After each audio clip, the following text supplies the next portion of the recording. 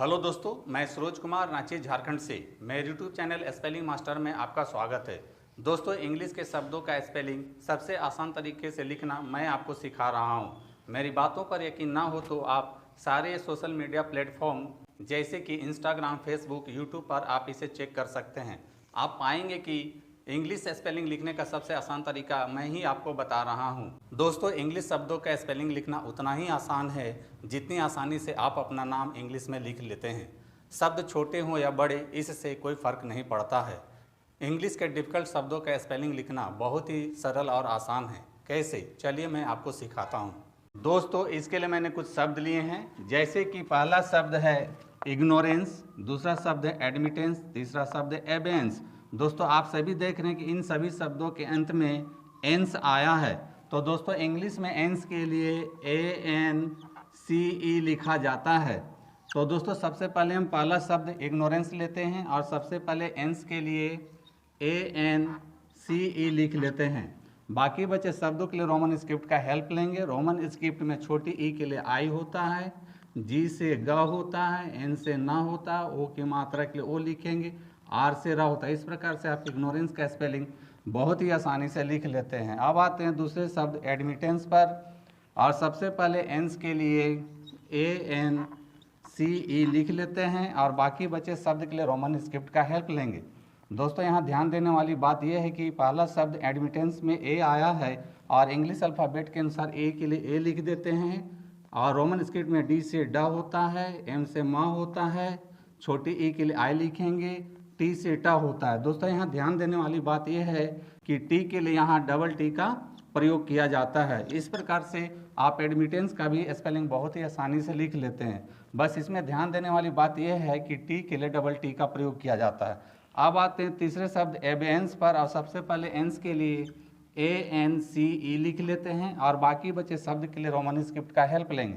दोस्तों, यहाँ भी एबेंस में पहला लेटर ए आया है तो इंग्लिश अल्फ़ाबेट के अनुसार ए के लिए ए लिख लेंगे, और रोमन स्क्रिप्ट में बी से ब होता है, ए के लिए ई लिखेंगे, और वाई से या होता है। इस प्रकार से आप एबेंस का भी स्पेलिंग बहुत ही आसानी से लिख लेते हैं। तो दोस्तों, जिन शब्दों के अंत में एंस आता है उसके लिए इंग्लिश में ANCE लिखा जाता है, या आप कह सकते हैं कि इंग्लिश के जिन शब्दों के अंत में ANCE आता है उसको एंस पढ़ा जाता है। दोस्तों, अब आते हैं दूसरे कॉलम पर। यहाँ पर भी मैंने कुछ शब्द लिए हैं, जैसे कि पहला शब्द है डिलीजेंस, दूसरा शब्द है ओबेडियंस और तीसरा शब्द है कोइंसिडेंस। दोस्तों, आप यहाँ भी देख रहे हैं कि इन सभी शब्दों के अंत में एंस आया है, लेकिन दोस्तों यहाँ एंस के लिए ANCE नहीं लिखा जाता है, बल्कि ऐसे शब्दों में एंस के लिए ENCE लिखा जाता है।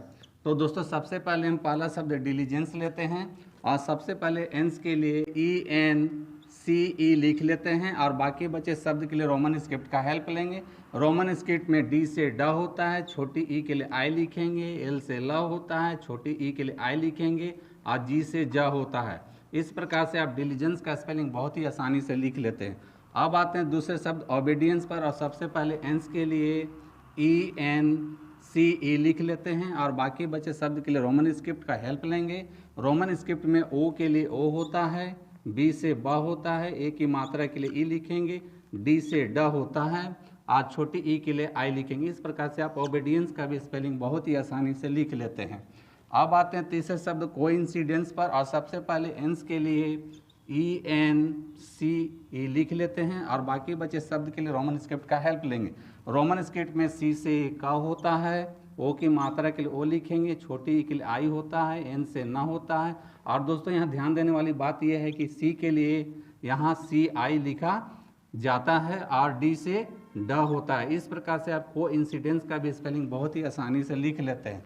तो दोस्तों, यहाँ ध्यान देने वाली बात यह है कि जिन शब्दों के अंत में एंस आता है उसके लिए ENCE लिखा जाता है, या आप कह सकते हैं कि इंग्लिश शब्दों के अंत में आने वाले ENCE को इंग्लिश में एंस पढ़ा जाता है। तो इस प्रकार से दोस्तों, आप देख रहे हैं कि इंग्लिश में एंस के लिए दो शब्द आते हैं, पहला है ANCE और दूसरा है ENCE।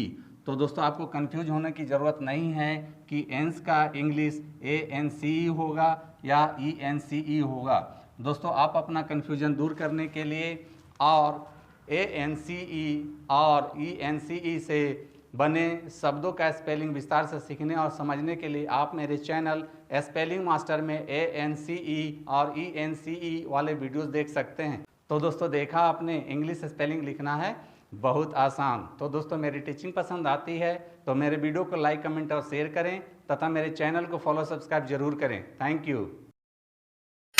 तो दोस्तों यदि आप सच में इंग्लिश लिखना, पढ़ना और बोलना चाहते हैं और वो भी आसान तरीके से, तो आपको मेरा चैनल स्पेलिंग मास्टर एक बार ज़रूर देखना चाहिए।